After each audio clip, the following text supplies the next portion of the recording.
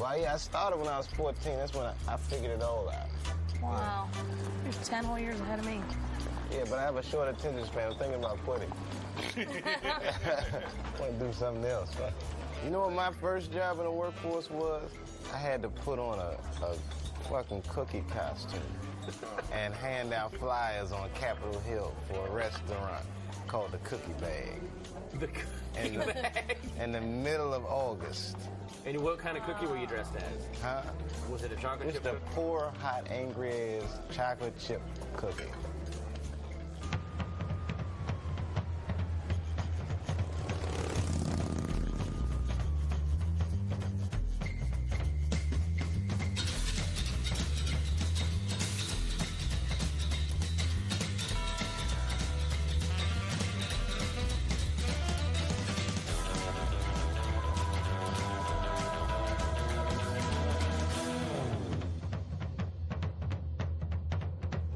Ladies and gentlemen, coming to you from San Francisco, please welcome Dave Chappelle.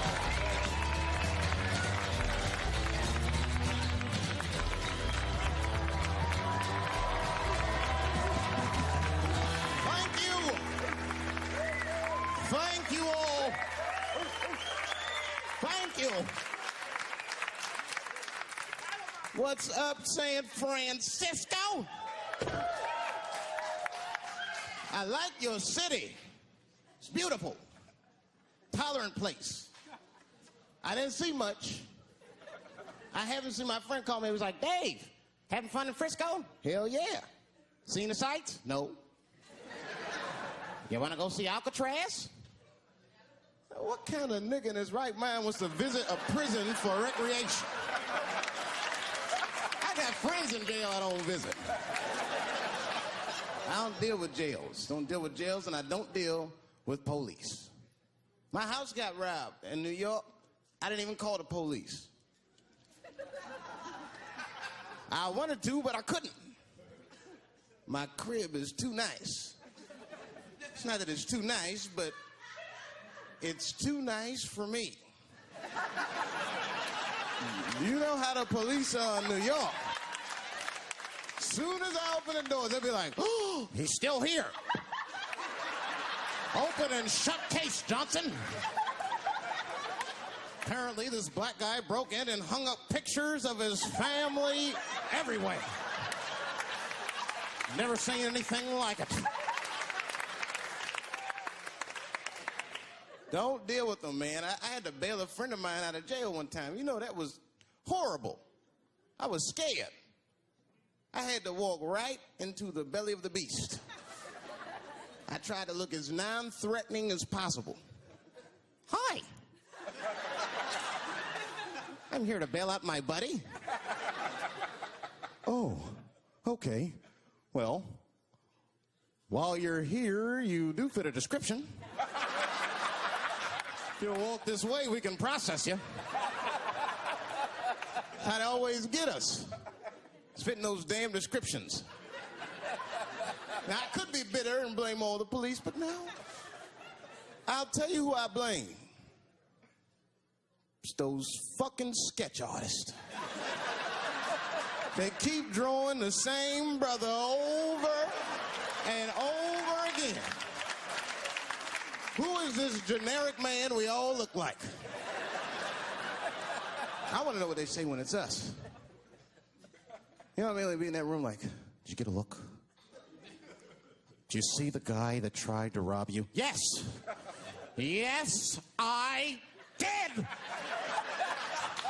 He was about 6 feet tall, I'd say. 6 feet tall? Yes. He had his hat on backwards, too. Good. That's good stuff. Hat was on backwards. Yes. He was black?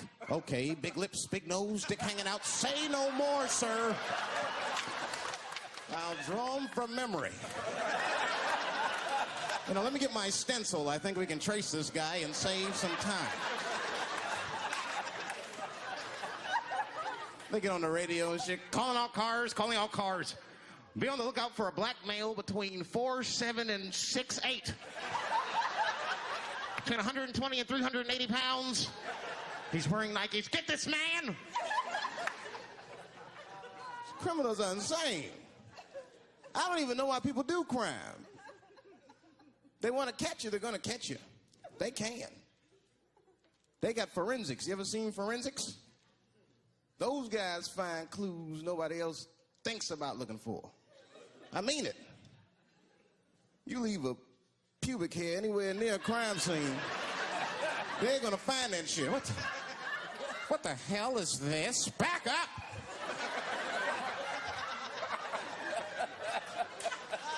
We got a match.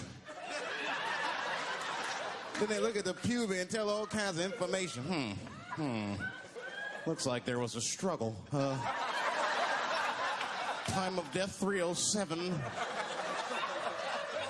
It's amazing. I saw him get a dude one time on court TV. It was embarrassing.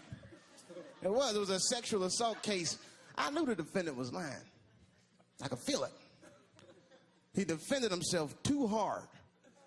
He did. His answers had nothing to do with the questions. They're completely irrelevant. They asked him easy questions. Were you anywhere near the crime scene on the night of the incident? Motherfucker, I told you I worked at Burger King. He was like,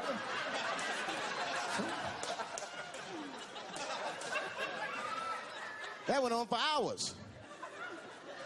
Then the prosecutor got fed up. Said, I've had enough of this. Called the forensics to the stand. Forensics was like, Your Honor, we are prepared to testify that we found the defendant's semen under the stove. I said, God damn. That's worse than fingerprints. You know, they find your semen, you've been there at least a minute. But that's what I want to know. Under the stove? You find semen like that?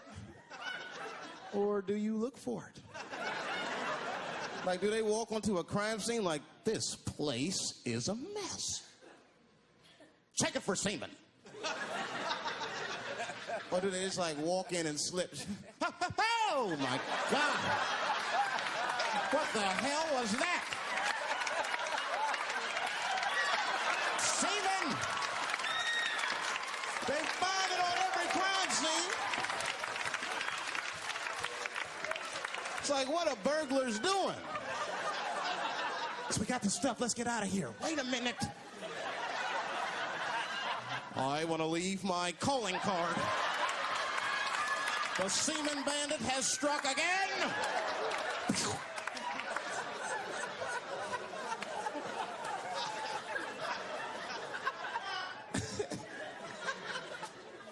I don't understand nothing anymore. I don't. I watched TV the other day. Now tell me, maybe it's just me. Maybe I'm crazy. Is it me? Is it me, or do commercials have nothing to do with the products anymore? You dig? I don't even know what a fucking commercial is about until the end. Everyone's a surprise nowadays. You seen that commercial where the lady got the black eye? This lady come on TV with a black eye. She's crying. She's like, I smoke crack. And my husband beats me. And then a voice came on and said, got milk? I said, what the? That has nothing to do with milk. I'm not saying I'm a commercial expert, but I'll make a better milk commercial than that. Just make it nice and simple. I just do a close-up of a titty and put milk right underneath. If that doesn't sell milk, nothing will, boy. I'll tell you that shit right now.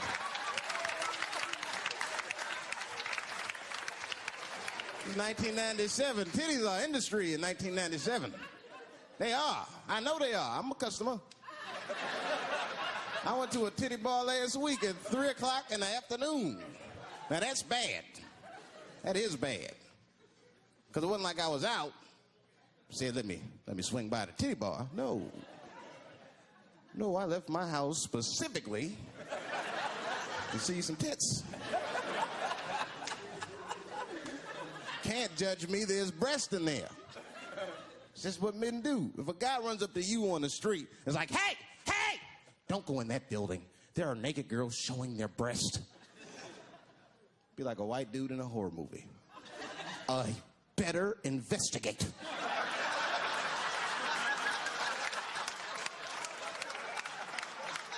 I'm going to want to see for myself. Titty bar's a weird place. I'm not saying it's a good place to hang out. I go there every once and then.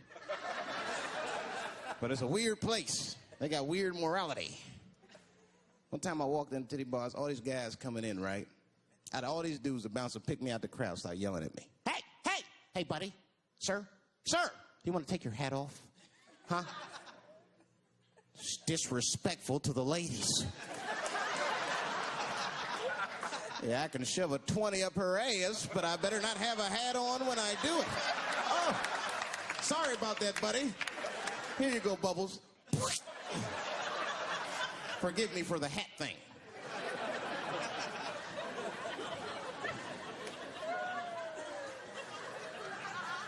You know why those bars are so popular now is because men don't know how to deal with women in reality.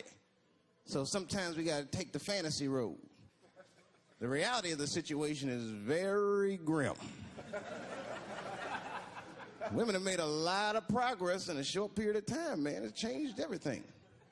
Can't deal in relationships anymore. I broke up with my girl. I'm out of Shawshank. I'm free. I don't want to go back. Couldn't even argue with her. You should be able to argue. If you have an issue in a relationship, you should be able to argue that issue out, right? But see, ladies, you got to stick to the fucking issue. You guys take arguments everywhere just to win them. That's why nothing ever gets done. You be arguing about the dishes, baby. Baby, could you wash your dish at least before you put it in the sink? Premature ejaculator? Damn it. You know, why you got to bring that up? I don't even believe in that.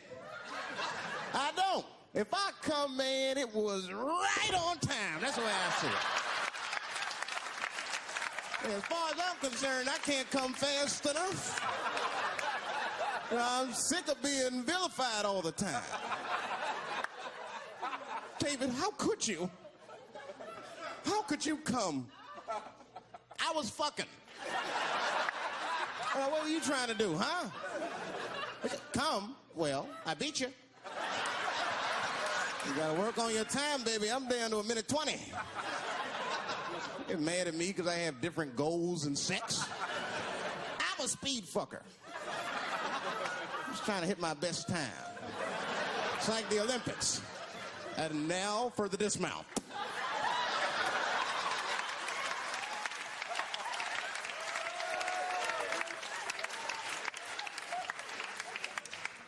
It wasn't all bad.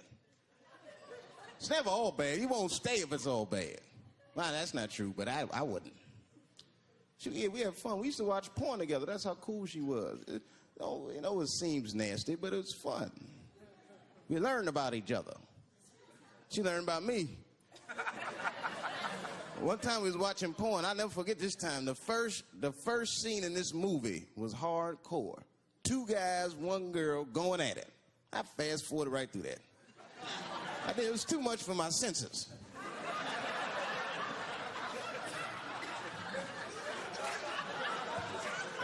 The scene after that was these 2 girls and this guy. You know, I stopped for a minute. I had to see what this was all about. And she noticed. She said, "What is that? Now, why does that disgust you? 2 men and 1 woman. The men aren't touching each other, but the women are. The 2 women, those men touch each other. The 2 men don't touch each other. Why is that nasty to men? And I'll tell you why. Now, ladies, you can call me crazy, but I think every straight man has a rule. That would be the 1 penis per fantasy rule. My dick is the star of my fantasy. Nobody else's dick is guest starring in my shit. This is a Dave Chappelle joint. You gotta look at the whole picture, man. And you get 2 girls and a guy in a room together. That's something else. That's fucking holding and hugging, friendship and helping, teamwork at its very, very best, my friends. You get two guys and a girl in a room. It's the wrong kind of teamwork. It's downright brutal if you ask me. I'll pull her hair. I'll smack her ass. The poor woman looked like a chicken on a rotisserie and said, help me! What do I got myself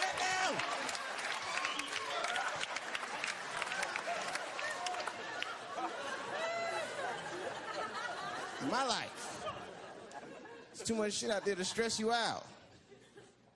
This whole world is just drug-infested. Hate-infested, drug-infested world. Hate drugs.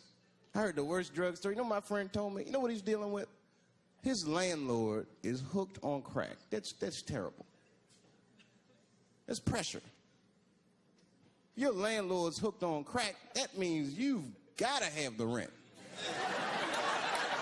He come around all the time. I got the rent. It's not even due yet. It's the 10th. Come on, I need it. Let me just get $20 of it now, and then just give me the rest of the end of the month. Every couple hours. Hey, look, I'm going to need some more of the rent. This building's falling apart. Things came up. Comes home early from a party. Landlord's in the crib going through his shit. What are you doing in my house? Ah! Where's the sink? I came to fix it. It's in the kitchen. I thought it was in the drawer. I'll fix it tomorrow when I come for the rent.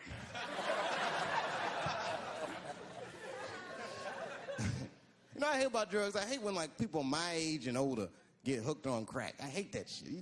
You're too old to be experimenting with the drugs at a certain point. You should be past that. You ain't doing it by a certain point. You just miss it. Drugs are really for old people anyway. You 75, you've earned the right. Shit, if I was 75, I'd do coke, heroin, everything. I wouldn't give a fuck. I'd be walking down the street, they'd be like, boy, that old man is tripping.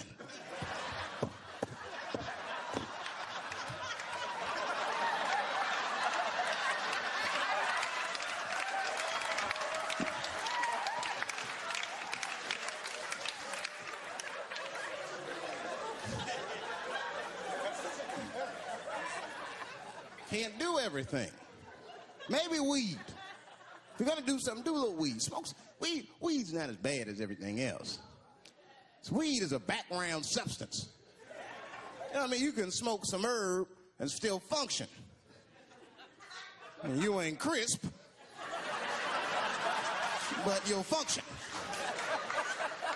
Nothing higher than weed, though. I made that mistake one time. I was at a party, some guy gave me some shit. He's like, here, man, take this. It's fucking mushrooms. I took it. I forgot all about it, you know. Then a couple days later, I found that shit in my pocket. I'm thinking, why not? Because I'm thinking it's like weed, some background shit. I planned my whole day out like it was weed. I'll chew this shit up.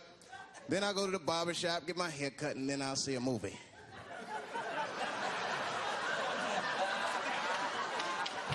I chewed it up. So far, so good. Then I was in a barber shop like an hour later. And it's funny because I was just thinking to myself, I was like, ooh, this stuff sucks. Tastes like athlete's foot. I feel sick, but I'm not really high. Then I looked in the mirror. I saw the barber's reflection, man. It looked like a big penis was cutting my hair. I freaked out. I started talking to myself, Dave, calm down. You're on drugs. This is what drugs do. Okay, you know that there is no way that a penis can cut hair. But I started freaking out, man. I just couldn't take it anymore. I jumped out the chair. Half my hair was cut. I didn't care. I didn't. I just gave a barber a handful of money. It was weird. The balls opened up. Anyway, I ran home, man. I ran home as fast as I could. Tripping. I looked at the clock, it was 2:42. I was like, damn, 2:42. I gotta sober up. I had never been this high this early.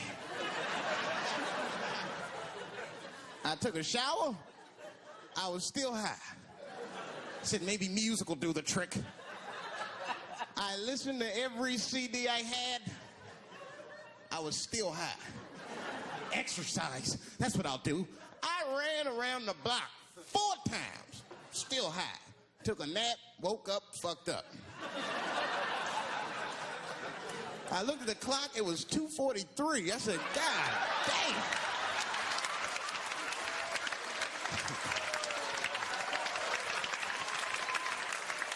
Who wrote this song? You know, this is my grandmother used to sing that when she cleaning up. That's a Negro spiritual. Black work song. Not everybody know about that. I know. See, white people, you guys might whistle when you work. You dig? But that's how you can tell what kind of work we're actually doing.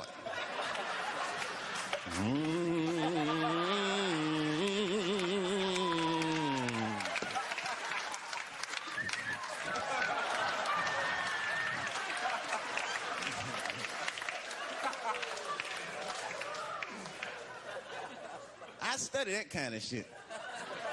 I do. Anything that has to do with race. I read a little here, see a little there. And I travel. That's always good. Traveling has made me a racism connoisseur, if you will. You know, it's different from region to region. Anyone ever been down south? So you guys know what I'm talking about. Now, the racism down there is just fucking... it's perfect. It's due to a perfection. It's comfortable. It's out in the open. There are no secrets in Mississippi. Everybody knows the deal. Morning, nigger. Morning, sir.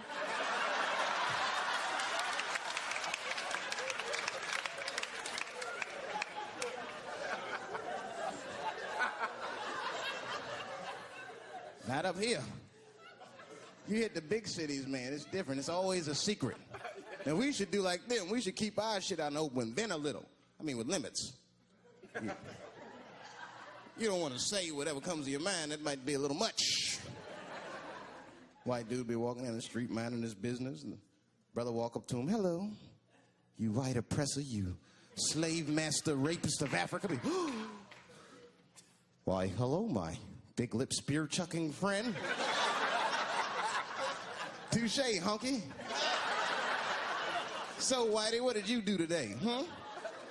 Oppress a new land and make the people there Christians against their will?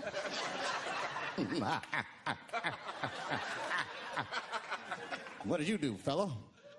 Burn those big black lips on a crack pipe as you missed your job interview? Easy, Whitey, you're cutting deep. Oh, this chit-chat has got me thirsty. If you will excuse me for a moment, I'm going to go to the Korean store and get something to drink. Ching-a-ling. Hello. You slanted-eyed, ruining the economy in our neighborhood by opening stores and taking the money out the community. Chink.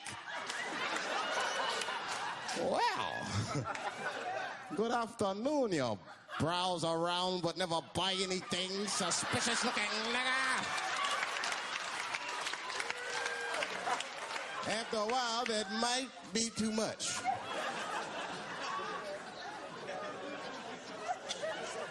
But you can't help it. If you're an American, you're a racist.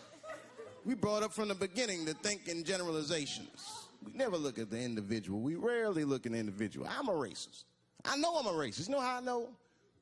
The other day, I caught myself being racist against myself. There's so much shit getting on, I got mixed up. Forgot whose team I was on and shit.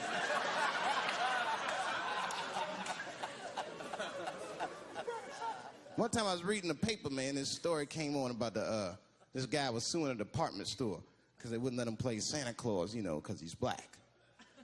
And I was actually like relieved when the department store beat them. That's bad. But I wasn't ready for that.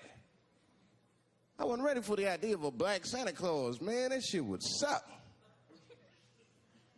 So we wouldn't get our presents till the 28th, 29th. Sorry I'm late, kids. Santa got caught up with some pussy in Vegas. I had to sell some toys to get back, shit. Where them cookies at?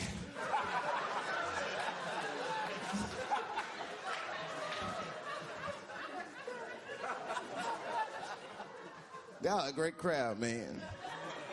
You are. I'm glad y'all came out, man. I'm nervous. I am. Not about the special. I hope this shit don't make me famous. You dig? I don't want to be famous. I want people to like me for who I am. Like famous dude, don't never know why people like them. That's why, like, if I ever make it, I'm gonna have to like test people. Like if I meet girls, I wear disguises when they first meet me, so they don't know who I am. And then, like on the first date, I'll call myself, I'll pick you up right from work, and then I'll pick her up in a fucking garbage truck. Just to see how she reacts. And she's like, wait a minute. Oh, do I look like garbage to you? I don't see no goddamn trash need to be picked up here. Get that goddamn truck off my block. Who do you think you are? That's when I take my mask off. Oh, David Chappelle. That's right, bitch. Thank you. Thank you very much.